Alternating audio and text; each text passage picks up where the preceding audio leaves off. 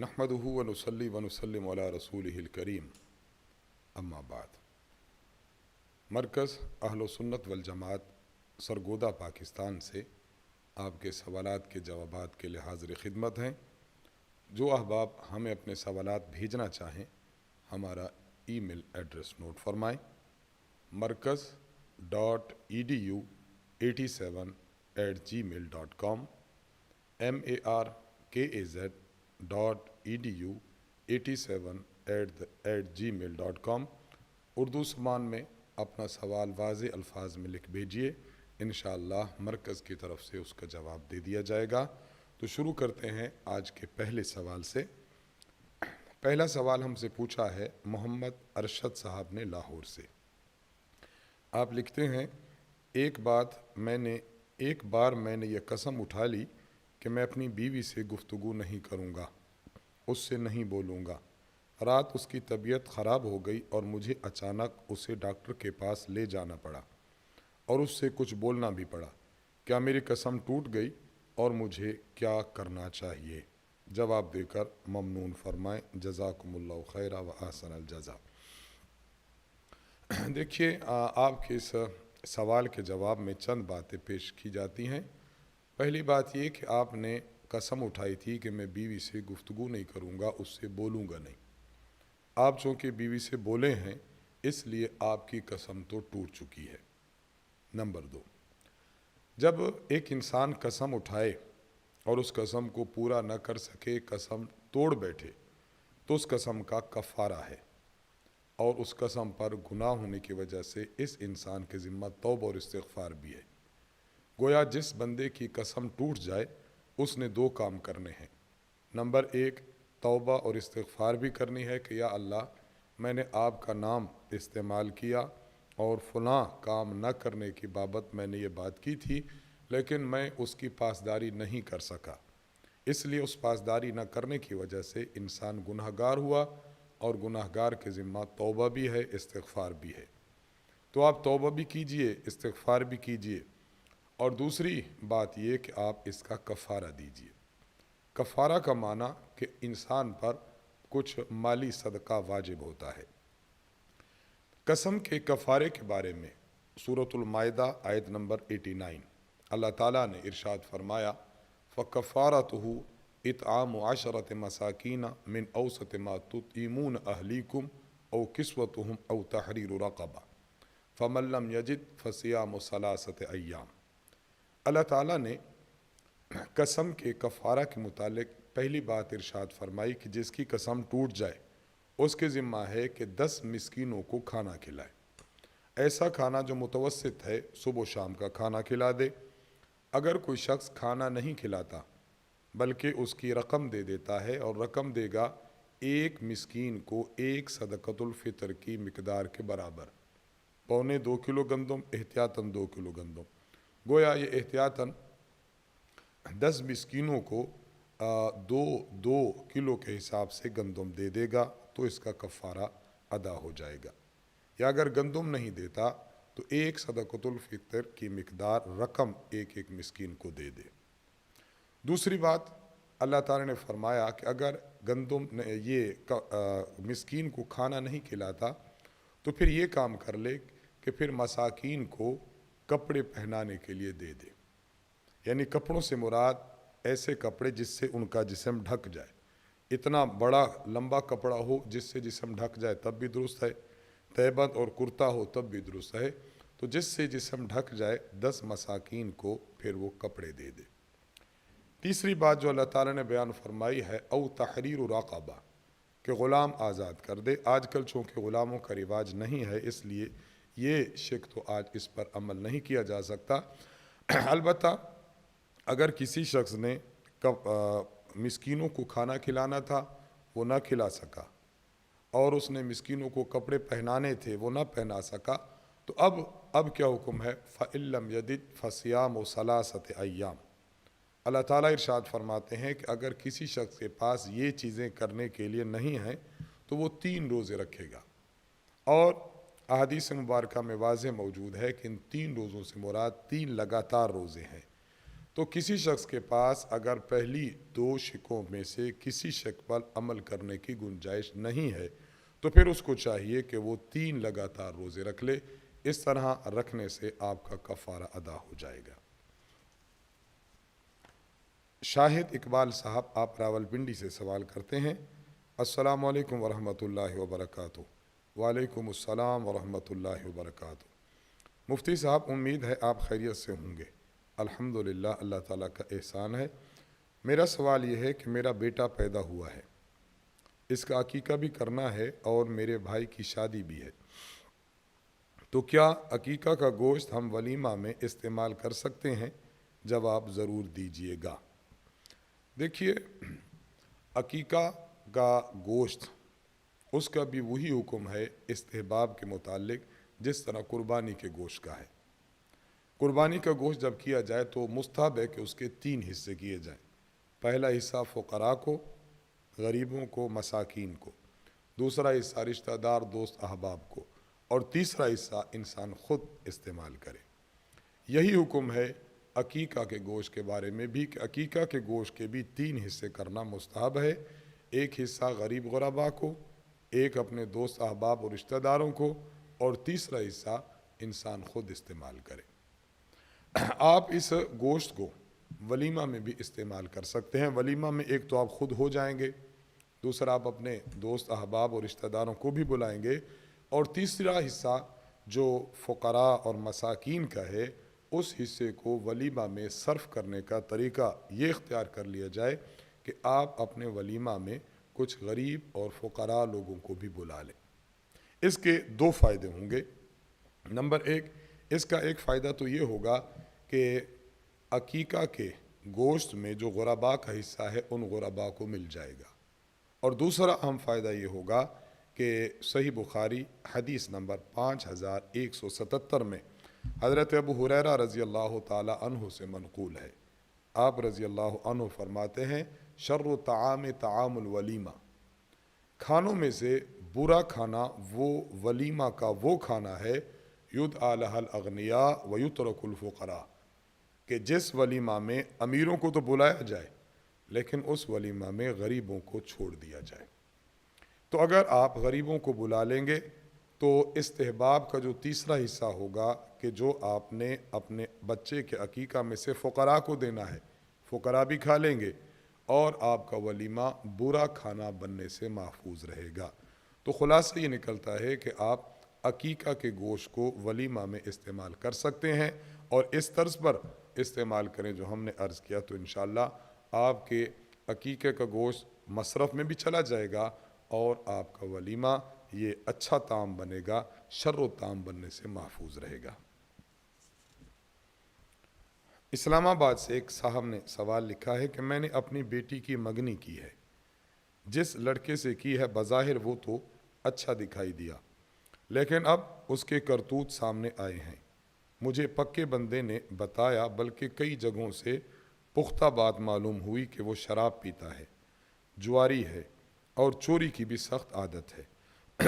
ان حالات میں بہت پریشان ہوں، میری بیوی اور بیٹی بھی پریشان ہیں۔ ان حالات میں منگنی توڑ دوں اور رشتہ سے انکار کر دوں تو مجھ پر کوئی گناہ تو نہیں ہوگا؟ ایک دکھی والد۔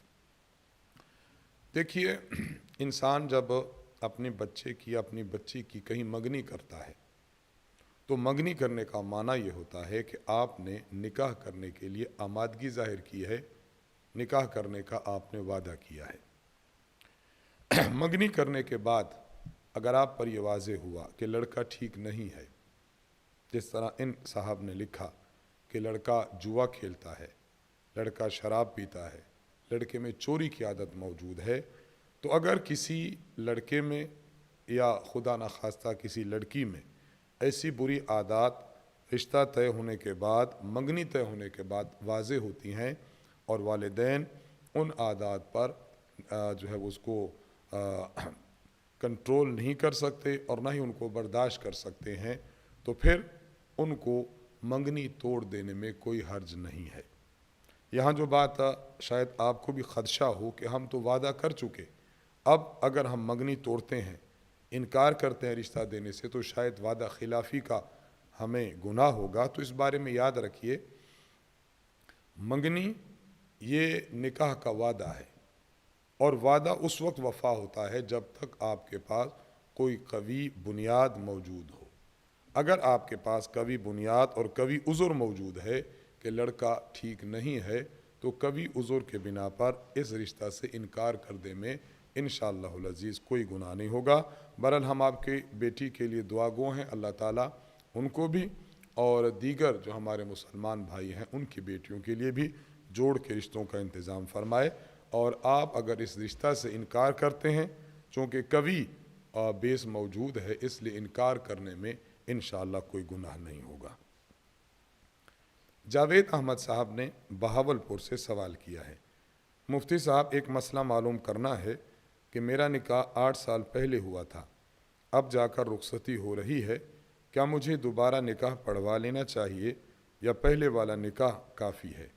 کچھ لوگ کہہ رہے ہیں کہ دوبارہ کروا لوں، کیا اس میں کوئی حرج تو نہیں ہے؟ دیکھیں، یہ عوام میں غلط بات مشہور ہے کہ اگر نکاح کو عرصہ گزر جائے، 5 سال 10 سال 15 سال گزر جائیں تو نکاح دوبارہ پڑھوا لینا چاہیے۔ ایسی کوئی بات نہیں ہے، یہ عوام کی غلطی ہے۔ آپ کا نکاح بھلے 10 سال پہلے ہوا اور اب جا کر رخصتی ہو رہی ہے تو پہلے نکاح پر کوئی فرق نہیں پڑا، اس لیے دوبارہ نکاح بالکل نہ پڑھوائیں، بلکہ اسی نکاح پر اپنی بیوی کو آپ اپنے گھر لائیں۔ لوگوں کی بات پر دھیان نہ دیں، لوگوں کی بات غلط ہے۔ شوکت علی صاحب مظفر گڑھ سے سوال کرتے ہیں، میرے بھائی کا انتقال پچھلے دنوں ہوا تھا، ان کی کافی رقم تھی جو ان کے بیٹے کو ملی، ان کا بیٹا ابھی 9 سال کا ہے، نابالغ ہے، مال پر سال گزر چکا ہے، کیا اس کے مال پر زکوٰۃ دینا لازم ہے؟ اگر لازم ہے تو کیا میں اس کے مال سے ادا کر دوں تو میں بری و ذمہ ہو جاؤں گا یا نہیں، کیونکہ اب وہ میری کفالت میں ہے؟ امام اعظم امام ابو حنیفہ رحمہ اللہ کا موقف یہ ہے کہ جو زکوٰۃ ہے یہ عبادت مالیہ ہے، عبادت مالی کے لیے ضروری ہے کہ جس شخص پر وہ لاگو ہو اس میں اہلیت موجود ہو۔ زکوٰۃ کے وجوب کے لیے امام اعظم ابو حنیفہ رحمہ اللہ فرماتے ہیں کہ شخص ایسا ہونا چاہیے جس کے پاس نصاب کے برابر مال بھی ہو اور وہ عاقل اور بالغ بھی ہو۔ اگر کوئی شخص ایسا ہے، مثلا بچہ ہے، مال تو اس کی ملکیت میں والد صاحب سے آ چکا، مثلا جس طرح آپ کے بھائی صاحب فوت ہو چکے اور آپ کے بھتیجے کو رقم ملی تو مال تو ان کی ملکیت میں آ چکا ہے، لیکن چونکہ بچہ ابھی نابالغ ہے، بالغ نہیں ہے، اس لیے زکوٰۃ کے واجب ہونے کی شرط اس میں نہیں پائی جا رہی، اس لیے اس بچے کے مال میں زکوٰۃ واجب نہیں ہے۔ آپ as a guardian, as a پرورش کرنے والے اور اس کے جو آپ کفالت کر رہے ہیں تو آپ بھی بری و ذمہ ہیں۔ ہاں، آپ بچے کی ضروریات کو جو اس کے متعلقہ ہیں اس کے مال سے اس پر خرچ کرتے رہیں، اعتدال کے ساتھ، دیانت داری کے ساتھ، امانت داری کے ساتھ، تو انشاءاللہ العزیز آپ بری و ذمہ ہوں گے۔ بہرحال اس کے مال میں زکوٰۃ واجب نہیں ہے، اس لیے آپ اس کے مال سے زکوٰۃ ادا نہ کریں۔ ہاں، جب یہ بچہ بالغ ہو جائے گا تو اس کے بعد اس کے مال میں اس کے مال کے بقدر اگر اس کا مال پہنچ چکا ہو نصاب پر تو پھر اس کے مال میں زکوٰۃ ہوگی، فی الوقت اس کے مال میں زکوٰۃ واجب نہیں ہے۔ فا الف عین لاہور سے سوال کرتی ہیں، میری ایک اسکول ٹیچر ہیں، وہ بہت غریب ہیں، میں ان کے پاس ٹیوشن پڑھتی ہوں، ہم ان کو فیس دیتے ہیں، کیا فیس میں ہم لوگ زکوٰۃ کی رقم دے سکتے ہیں یا نہیں؟ پلیز کلیئر بتا دیں۔ دیکھیں، اس حوالے سے 2-3 باتیں سمجھیں۔ پہلی بات، زکوٰۃ کی رقم جب کسی کو دی جائے تو بغیر عوض کے دی جائے۔ آپ کسی سے کوئی کام کرواتے ہیں، کسی سے کوئی منفعت حاصل کرتے ہیں اور اس کو زکوٰۃ کی رقم دیتے ہیں تو اس طرح زکوٰۃ ادا نہیں ہوگی۔ گھر میں ملازم ہے، ملازمت کرتا ہے، ملازمت کے عوض زکوٰۃ کی رقم دیتے ہیں، یہ جائز نہیں ہے۔ آپ نے فیس ادا کرنی ہے، زکوٰۃ کی رقم دے دیں، یہ جائز نہیں ہے۔ پہلی بات یہ سمجھیں کہ زکوٰۃ کی رقم بلا عوض دی جاتی ہے، کسی کام کاج کے عوض میں زکوٰۃ کی رقم دینا جائز نہیں ہے۔ آپ جو اپنی ٹیچر سے پڑھتی ہیں تو ٹیچر سے پڑھنا یہ ان کا ایک فعل ہے، کام ہے، وہ آپ کی خدمت میں ہے، تو خدمت کی عوض زکوٰۃ کی رقم دینا جائز نہیں ہے. ایک بات تو یہ سمجھے. دوسری بات، جس کو زکوٰۃ دی جا رہی ہے دیکھا جائے کہ وہ مستحق زکوٰۃ بھی ہو. مستحق زکوٰۃ کا معنی کہ اس کی ملکیت میں 7.5 تولہ سونا نہ ہو اگر سونا دیکھا جائے. نمبر 2، 52.5 تولہ چاندی نہ ہو اگر چاندی دیکھی جائے. اگر سونا بھی نہیں چاندی بھی نہیں یا موجود ہیں لیکن مقدار کم ہے تو دیکھا جائے گا اگر ان کی ملکیت میں سونا چاہے 7.5 تولے سے کم مقدار ہو، چاندی چاہے 52.5 تولہ سے کم مقدار ہو، نقدی رقم، مال تجارت، ایسا مال، ایسی چیز جو کسی شخص نے اس نیت سے لی تھی کہ میں اس کو آگے فروخت کر دوں گا اور وہ نیت ابھی باقی ہو، ایسی چیز. اور نمبر 5، ضرورت سے زائد سامان. اگر کسی کی ملکیت میں یہ 5 چیزیں، ان 5 کا مجموعہ یا ان کا بعض یعنی کچھ چیزیں موجود ہیں، ان تمام کی قیمت اگر 52.5 تولہ چاندی کے برابر ہے تو پھر یہ مستحق زکوٰۃ نہیں ہے. اگر اس سے کم ہے تو پھر یہ مستحق زکوٰۃ ہے، اس کو زکوٰۃ دی جا سکتی ہے. تو یہ بنیادی طور پر 2 باتیں سمجھیں کہ جس کو زکوٰۃ دی جائے بغیر عوض کے دی جائے، اور نمبر 2 جس کو دی جائے وہ اس کا مستحق بھی ہو. اور تیسری بات بھی ہم عرض کر دیتے ہیں کہ اگر آپ ان کو زکوٰۃ کی رقم دیں گی تو آپ کی فیس تو ادا ہو جائے گی لیکن زکوٰۃ ادا نہیں ہوگی. آپ کے توسط سے ہم دیگر اپنی بہنوں بیٹیوں سے بھی عرض کرنا چاہیں گے کہ اگر اس طرح کا کوئی معاملہ ہو تو اس طرح کے معاملات میں زکوٰۃ کی رقم کو استعمال نہ کیا جائے. آپ کے گھر میں کوئی نوکرانی کام کرتی ہیں، آپ زکوٰۃ کی رقم دینا چاہتی ہیں تو اس کی تنخواہ میں نہ دیں. گھر میں کوئی ملازم کام کرتا ہے، زکوٰۃ دینا چاہتی ہیں تو تنخواہ میں نہ دیں. اس طرح بعض لوگ ان کے پاس کوئی قاری صاحب پڑھانے آتے ہیں یا مسجد میں بچے ان کے پڑھتے ہیں تو وہ ان کی فیس کے عوض میں زکوٰۃ کی یا صدقے کی رقم دے دیتے ہیں، تو یہ دینا جائز نہیں ہے. اس سے آپ کی زکوٰۃ اور وہ صدقہ ادا نہیں ہوگا. تو یہ تھوڑی سی تفصیل تھی جو آپ کے سوال کے جواب میں ہم نے عرض کر دی ہے. سائل نے اپنا نام نہیں لکھا، پوچھتے ہیں کہ زینب کے ہاں ایک بچے کی ولادت ہوئی، زینب فوت ہو گئی اور اس بچے کو زینب کی بہن زینت نے دودھ پلایا. زینت کی ایک بیٹی ہے عالیہ، کیا عالیہ کا نکاح زینب مرحومہ کے اس لڑکے سے درست ہے؟ واضح رہے کہ زینت نے اس لڑکے کو دودھ پہلے پلایا تھا اور لڑکی بعد میں پیدا ہوئی ہے. دیکھیے یہ بات واضح سمجھ لیں. خلاصہ سوال کا یہ ہے کہ ایک عورت نے ایک لڑکے کو دودھ پلایا مثلا 10 سال پہلے، اس عورت کے پاس 10 سال بعد ایک لڑکی کی ولادت ہوئی ہے. اب آیا کہ وہ جو 10 سال پہلے جس لڑکے کو دودھ پلایا تھا اس کا نکاح اگر کرنا چاہیں اس لڑکی کے ساتھ تو جائز ہے یا نہیں؟ یوں سمجھیے کہ ایک عورت کا ایک رضائی بیٹا ہو تو کیا اس رضائی بیٹے کا نکاح اپنی حقیقی بیٹی سے کرنا جائز ہے یا نہیں، جبکہ ان کو فاصلہ بہت زیادہ پیدا ہو چکا ہے کہ اس لڑکے کو 10 سال قبل دودھ پلایا تھا. واضح رہے کہ جس لڑکے کو اس مثلا زینت نے دودھ پلایا ہے بھلے 10 سال پہلے پلایا ہو تو وہ اس کا رضائی بیٹا بن چکا ہے. اب اس کی اگر کوئی بچی 10 سال بعد بھی پیدا ہوتی ہے، 12 سال بعد بھی پیدا ہوتی ہے تو یہ لڑکی اور یہ لڑکا آپس میں رضائی بہن بھائی شمار ہوں گے.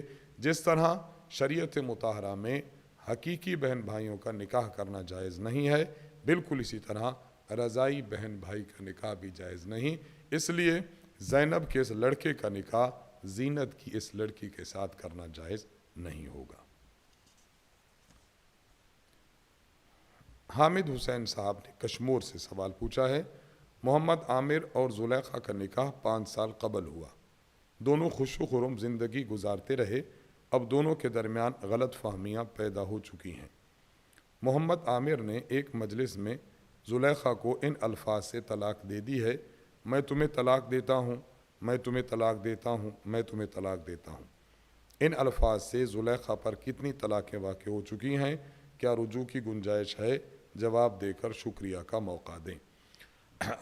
اس خامد نے اپنی بیوی کو ایک محفل میں 3 طلاقیں دے دی ہیں शरीयत मुताहरा का फ़ैसला है। कुरान मजीद मा तफसीर, अहादीस मुबारका, सहाबा किराम रज़ी अल्लाह अन्हुम अजमईन के फतावाजात, ताबईन के फतावाजात, आइम्मा अरबा का मौक़िफ़ और जमहूर उम्मत का मौक़िफ़ यही है कि अगर कोई शख्स अपनी बीवी को एक महफिल में 3 तलाक देता है तो वो 3 तलाक़ें 3 वाक़ होती हैं और बीवी अपने खावंद पर हराम हो जाती है।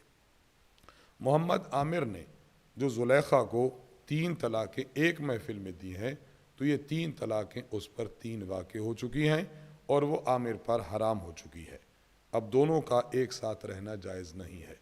जहाँ तक बात थी कि ये दोबारा मिल सकते हैं या नहीं, तो इस हालत में ये दोबारा नहीं मिल सकते। सूरतुल बकरा में अलबत्ता एक इस्तिस्नाई सूरत मौजूद है, वो ये औरत इद्दत गुजारे। इद्दत जब गुजार लेगी तो अब ये पहले खावन से बिल्कुल अलग हो जाएगी। इद्दत गुजार कर किसी दूसरी जगह ये निकाह कर ले, दूसरे खावन के साथ भी उसी तरह ज़िंदगी गुजारे जिस तरह पहले से गुजारी, यानी उससे भी हम बिस्तरी करें। उसके बाद दूसरा खावन अज़ खुद तलाक दे दे या दूसरा खावन फौत हो जाए तो इद्दत तलाक की सूरत में या इद्दत वफ़ात की, खावन के वफ़ात की सूरत में ये गुजारे। गुजारने के बाद अगर ये चाहे तो पहले खावन की रज़ामंदी के साथ ये दोनों रज़ामंद हों तो फिर दोनों का निकाह हो सकता है। ये बात वाज़े रहे कि इस दूसरे निकाह में किसी किस्म की कोई शर्त न लगाई जाए। तो ये एक ऑप्शनल सूरत है जिसमें ये पहले खावन के पास आ सकती है, वगरना नहीं आ सकती। और इस उन्वान पर हमारे चैनल www.ahnafmedia.com हमारी वेबसाइट पर और हमारे फेसबुक चैनल पर, फेसबुक पेज पर और हमारे यूट्यूब चैनल पर मुस्तकिल तौर पर दर्स मौजूद है मसला 3 तलाक के हवाले से। उस्ताद मोहतरम हज़रत मुतकल्लिम इस्लाम मौलाना मोहम्मद इलियास घुम्मन साहब दामद बरकातुहुम ने कुरान, हदीस, इजमा और आइम्मा अरबा के फतावा की सूरत में दर्स दिया है कि 3 तलाक 3 ही होती हैं। जो 3 तलाक को एक कहते हैं ये उनकी बुनियादी गलती है। उनके फतवा से और उनकी राय से एहतराज़ करना चाहिए। बहरहाल मोहम्मद आमिर साहब ने जो तलाक दी है ये तलाक तीनों वाक़ हो चुकी हैं और उनके बीवी उन पर हराम हो चुकी है। मोहम्मद नोमान साहब ने कराची से सवाल पूछा है कि कुरान मजीद पढ़कर ईसाले सवाब करना क्या अहदीस से साबित है? बराए मेहरबानी जवाब इनायत फरमाएँ, जज़ाकल्लाहु खैरा। देखिए, इस हवाले से हम सिर्फ 2 बातें अर्ज़ करेंगे।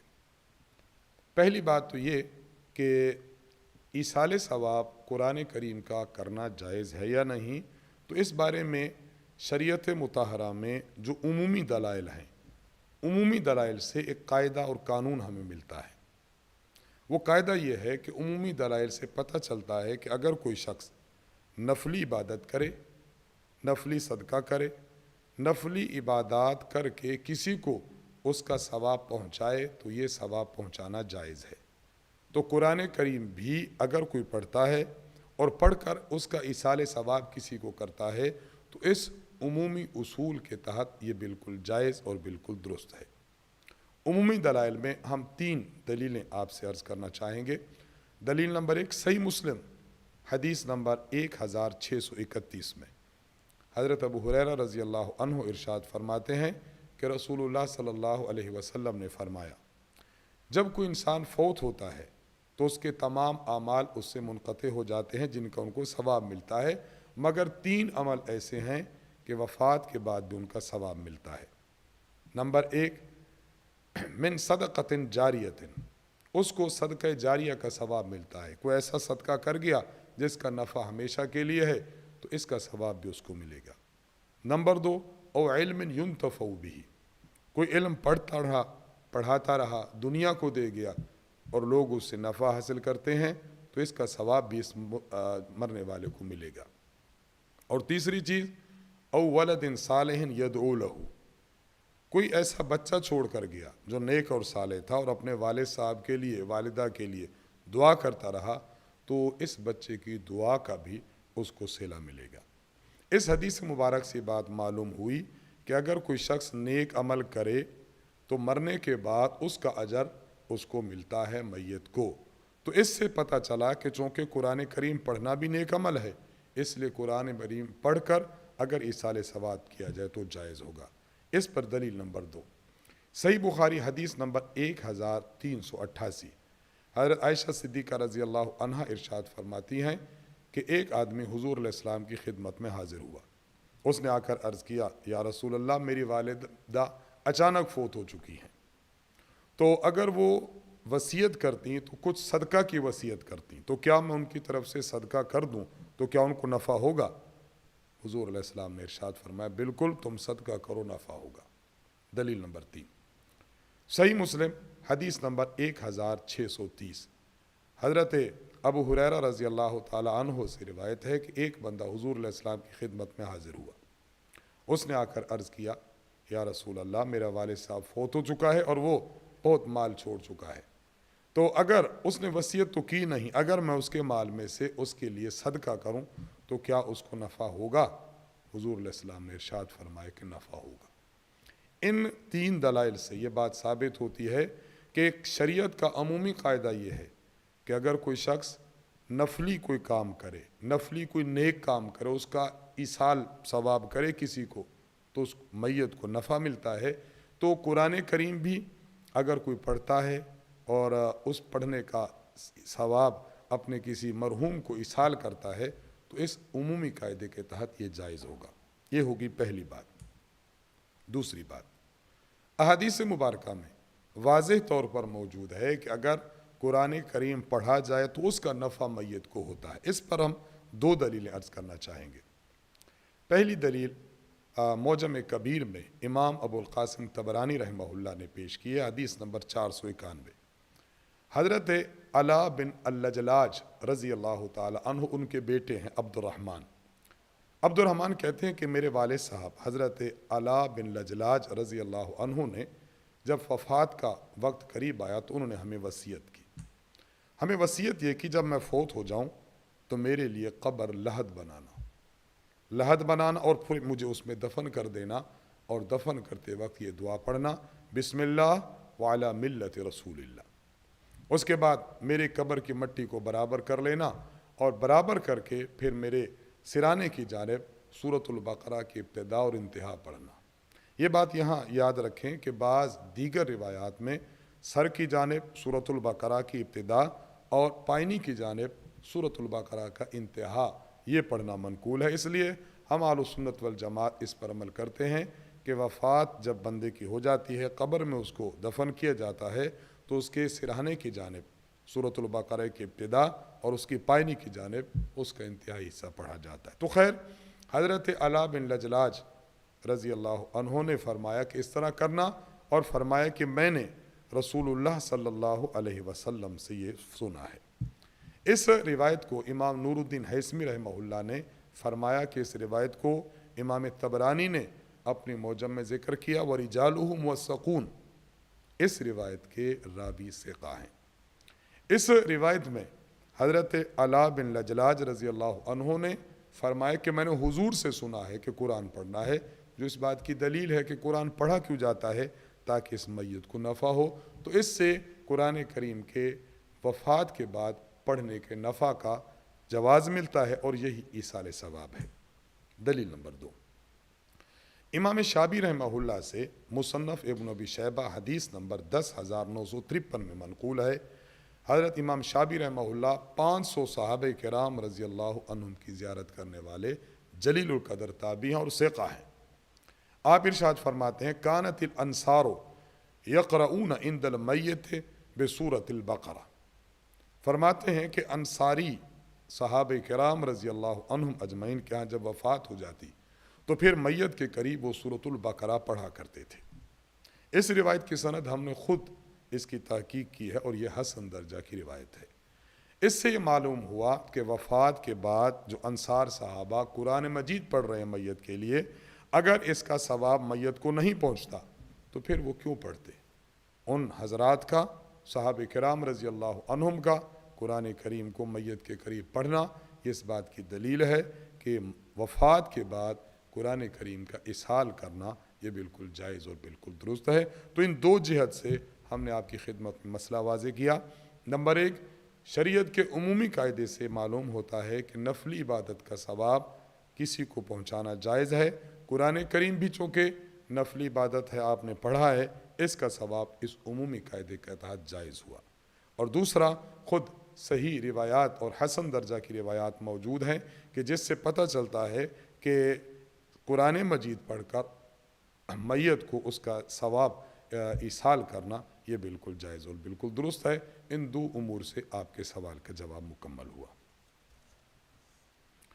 فیصل خان صاحب سوات سے سوال کرتے ہیں، ہمارے ایک دوست ہیں، ان کا کہنا ہے کہ نماز میں آمین آہستہ آواز سے کہنے کی کوئی روایت نہیں ہے، برائے مہربانی اگر کوئی روایت ہو تو پیش کریں۔ دیکھیے، ان کا کہنا یہ درست نہیں ہے۔ اس پر مستقل دلائل استاذ محترم حضرت متکلم اسلام مولانا محمد الیاس گھمن صاحب دامت برکاتہم نے نوٹس کی صورت میں آمین بسر کے عنوان سے جمع کیے ہیں، ہماری ویب سائٹ پر آپ کو مل جائیں گے۔ سر دست آمین آہستہ کہنے کی دو روایات میں آپ کی خدمت میں پیش کر دیتا ہوں، تفصیلی دلائل آپ وہاں ملاحظہ فرما لیں۔ دلیل نمبر 1، مسند ابی داؤد الطیالسی میں حدیث نمبر 1117 میں حضرت وائل بن حجر رضی اللہ تعالیٰ عنہ سے مروی ہے، فرماتے ہیں کہ حضرت وائل بن حجر کہ انہوں نے نبی علیہ الصلوۃ والسلام کے ساتھ نماز پڑھی۔ جب حضور علیہ الصلوۃ والسلام نے غیر المغضوب علیہم والضالین ارشاد فرمایا، اس کی قرأت کی تو آپ نے آمین فرمایا، خفض بہا صوتہ، حضور علیہ السلام نے آمین کہتے ہوئے اپنی آواز کو پست رکھا۔ یہ اس بات کی دلیل ہے کہ آمین نماز میں آہستہ کہی جائے۔ دلیل نمبر 2، سنن تہاوی میں بھی موجود ہے اور تہذیب الآثار میں بھی موجود ہے۔ ابو وائل شقیق بن سلمہ ان کا نام ہے، بہت بڑے تابعی ہیں، فرماتے ہیں کان عمر وعلی لا یجہران بسم اللہ الرحمن الرحیم ولا بالتعوذ ولا بالتامین۔ جلیل القدر صحابی اور خلیفہ ثانی حضرت عمر اور جلیل القدر صحابی اور خلیفہ رابع حضرت علی رضی اللہ تعالی عنہما، ان کے بارے میں کہ جب یہ نماز پڑھتے تھے تو یہ بسم اللہ الرحمن الرحیم یہ بھی اونچا نہیں کہتے تھے، ولا بالتعوذ اعوذ باللہ من الشیطان الرجیم جو پہلی رکعت میں پڑھا جاتا ہے یہ بھی اونچا نہیں کہتے تھے، ولا بالتامین اور آمین بھی اونچی آواز میں نہیں کہتے تھے۔ تو یہ دو دلیلیں سر دست ہم نے پیش کر دی ہیں، تفصیلی دلائل انشاءاللہ آمین بسر فائل میں ملاحظہ فرمائیں۔ محمد ساجد صاحب نے ناروال سے سوال کیا ہے، ہاتھ کی انگلیوں کا خلال کرنا مسنون ہے، میرا سوال یہ ہے کہ خلال کب کریں؟ دیکھیں، جب آپ ہاتھ دھوئیں گے، مثلاً آپ نے چہرہ دھو لیا، چہرے کے بعد آپ نے ہاتھ بازو دھوئے تو اس وقت آپ اپنی انگلیوں کا خلال کر لیں۔ کمال الدین صاحب جھنگ سے سوال کرتے ہیں، کیا ناخن کاٹنے سے وضو دوبارہ کرنا پڑے گا؟ مثلاً ایک شخص نے وضو کیا، بعد میں اس نے ناخن کاٹے تو کیا اس سے وضو ٹوٹ جائے گا؟ وضو کیا ہوا شخص اگر اپنے بال کاٹتا ہے یا ناخن کاٹتا ہے تو اس سے اس کا وضو نہیں ٹوٹتا اور نہ ہی اس حصہ کو دوبارہ پانی کے ساتھ دھونے کی حاجت ہے، بحال ہی اس کا وضو قائم اور دائم ہے۔ فیصل آباد سے دال میم سوال کرتے ہیں، غسل جنابت کتنی دیر میں کر لینا چاہیے؟ تاخیر کتنی ہو جائے تو گناہ ہوتا ہے؟ افضل تو یہی ہے کہ انسان فراغت پا کر غسل کر لے یا کم از کم وضو کر لے، اور اس میں اگر تاخیر کر لے تو تاخیر کی اس وقت گنجائش ہے کہ جب تک کہ اس کی نماز کے قضا ہونے کا خدشہ نہ ہو۔ ایک شخص نے غسل جنابت میں اتنی تاخیر کر دی کہ نماز کے قضا ہونے کا اندیشہ پڑ گیا، قضا ہونے کا ڈر پڑ گیا، تو یہ گناہ ہے۔ اور اگر کسی شخص نے اتنی تاخیر کر دی کہ نماز ہی قضا کر بیٹھا تو یہ گناہ کبیرہ ہے۔ تو یہ افضل یہی ہے کہ فوراً غسل کر لیا جائے یا کم از کم اتنی تاخیر کر لے کہ جس سے نماز اس کی ضائع ہونے کا اندیشہ نہ ہو۔ آخری سوال ہم سے پوچھا ہے، ایک بہن ہے انڈیا سے خدیجۃ الکبریٰ صاحبہ نے، نماز تہجد اور نماز اوابین کے کیا فضائل ہیں؟ مختصراً بیان فرما دیں، جزاک اللہ۔ اس حوالے سے میں استاذ محترم حضرت متکلم اسلام مولانا محمد الیاس گھمن صاحب دامت برکاتہم کی کتاب نماز اہل سنت آپ کی خدمت میں پیش کر رہا ہوں۔ اس میں نفلی نمازوں کے استاذ محترم نے فضائل بیان فرمائے ہیں، چونکہ آپ نے نماز تہجد اور اوابین سے متعلق پوچھا ہے اس لیے ان کے متعلق پیش کر رہے ہیں۔ حضرت ابو ہریرہ رضی اللہ تعالیٰ عنہ سے روایت ہے کہ حضرت صلی اللہ علیہ وسلم نے فرمایا فرض نمازوں کے بعد سب سے افضل نماز تہجد کی نماز ہے۔ جامع ترمذی میں جلد نمبر 1 صفحہ نمبر 99 باب ما جاء فی فضل صلاۃ اللیل میں یہ حدیث موجود ہے۔ دوسری حدیث جامع ترمذی باب ما جاء فی قول المعروف میں حضرت علی رضی اللہ عنہ سے منقول ہے۔ حضرت علی رضی اللہ عنہ فرماتے ہیں کہ رسول اللہ صلی اللہ علیہ وسلم نے فرمایا جنت میں ایسے بالا خانے ہیں جن کا اندرونی حصہ باہر سے اور بیرونی حصہ اندر سے نظر آتا ہے۔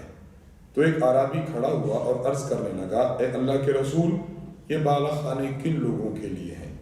تو آپ صلی اللہ علیہ وسلم نے فرمایا اس کے لیے جو اچھا کلام کرے، مسکینوں کو کھانا کھلائے، ہمیشہ روزے رکھے اور رات کو نماز پڑھے جب لوگ سو رہے ہوں۔ تو نماز تہجد کے یہ فضائل ہیں کہ اللہ تعالیٰ جنت کے بالا خانے عطا فرماتے ہیں۔ دوسری بات ہماری بہن نے پوچھی ہے نماز اوابین کے فضائل سے متعلق، وہ بھی ایک دو دلیلیں پیش کرتے ہیں۔ حضرت ابو ہریرہ رضی اللہ عنہ سے روایت ہے کہ رسول اللہ صلی اللہ علیہ وسلم نے فرمایا جس نے مغرب کے بعد 6 رکعت پڑھی اور ان کے درمیان کوئی بری بات نہیں کی تو اسے 12 سال کی عبادت کا ثواب ملے گا۔ حوالہ ہے جامع ترمذی باب ما جاء فی فضل التطوع 6 رکعات بعد المغرب۔ دوسری روایت حضرت عمار بن یاسر رضی اللہ عنہ سے فرماتے ہیں میں نے اپنے حبیب رسول اللہ صلی اللہ علیہ وسلم کو دیکھا کہ آپ مغرب کے بعد 6 رکعت پڑھتے تھے اور فرماتے تھے کہ جس نے مغرب کے بعد 6 رکعتیں پڑھیں تو اس کے گناہ معاف کر دیے جائیں گے اگرچہ سمندر کی جھاگ کے برابر ہی کیوں نہ ہو۔ تو یہ فضائل ہم نے آپ کے سامنے پیش کر دیے۔ کل ہی کی بات ہے استاذ محترم حضرت متکلم اسلام مولانا محمد الیاس گمن صاحب دامت برکاتہم نے مرکز اہل سنت والجماعت سرگودا پاکستان کے اساتذہ کے ساتھ گفتگو فرمائی۔ استاذ محترم نے وہاں اساتذہ کو ایک بات ارشاد فرمائی، میں وہ آپ کے سوال کی مناسبت سے آپ سے بھی عرض کر رہا ہوں اور آپ کے واسطے سے تمام ہمارے سننے والے بھائیوں سے بھی بہنوں سے بھی۔ استاذ محترم نے فرمایا حدیث مبارک میں ہے کہ سردیوں کا موسم یہ مسلمان کے لیے مومن کے لیے موسم بہار ہے۔ اس کے دن چھوٹے ہوتے ہیں، روزہ رکھنا آسان ہے، راتیں بڑی ہیں، اس میں اس کے لیے تہجد اور نوافل پڑھنا آسان ہے۔ تو استاذ محترم نے فرمایا کہ ہمیں چاہیے کہ ہم ان دنوں کو غنیمت جانیں، ان دنوں کو باعث برکت جانیں، دن کو روزہ رکھا کریں اور رات کو تہجد پڑھا کریں۔ تو تہجد کے فضائل آپ کے سامنے آ گئے ہیں ان 2 روایات سے، تو اس کا ہم سب کو بہت زیادہ اہتمام کرنا چاہیے۔ لمبی رات ہوتی ہے، انسان رات جلد سو جائے، صبح جلد اٹھے، تہجد پڑھے، اللہ سے لو لگائے، اپنے لیے، پوری امت مسلمہ کے لیے، بھلائی کے لیے، دنیا و آخرت کے لیے انسان اللہ سے دعا مانگے۔ انہی سوالات کے جوابات کے ساتھ ہماری آج کی نشست کا اختتام ہوتا ہے۔ اللہ تعالیٰ سے دعا ہے کہ اللہ تعالیٰ ہمیں شریعت مطہرہ کے مطابق اپنی زندگی گزارنے کی توفیق عطا فرمائے۔ مرکز اہل سنت والجماعت سرگودا پاکستان، ہمارے احناف میڈیا سروسز کی ٹیم ہمیں خصوصی دعاؤں میں یاد رکھیں۔ وآخر دعوانا الحمدللہ رب العالمین۔